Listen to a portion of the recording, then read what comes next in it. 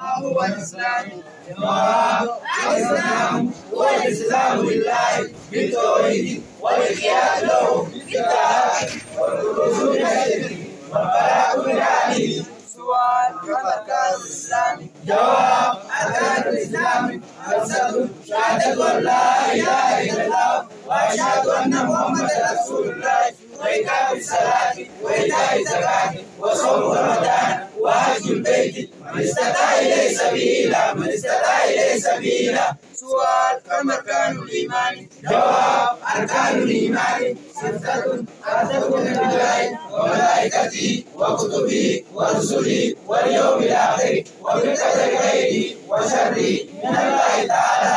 سؤال: كم أركان الإحسان؟ جواب: أركان الإحسان 1: أن تعبد الله كأنك تراه فإن لم تكن تراه فإنه يراك.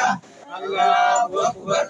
أعوذ بالله السميع العليم من الشيطان الرجيم. بسم الله الرحمن الرحيم. الحمد لله رب العالمين الرحمن الرحيم مالك يوم الدين. إياك نعبد وإياك نستعين. اهدنا الصراط المستقيم صراط الذين أنعمت عليهم غير المغضوب عليهم ولا الضالين. آمين. الله أكبر. اللهم صل على محمد وعلى آل محمد كما صليت على إبراهيم وعلى آل إبراهيم إنك حميد مجيد. اللهم بارك على محمد وعلى آل محمد كما باركت على إبراهيم وعلى آل إبراهيم إنك حميد مجيد. الله أكبر. اللهم اغفر له وارحمه وعافيه واعف عنه واكرم نزله ووسع مدخله واغسله بالماء والثلج والبرد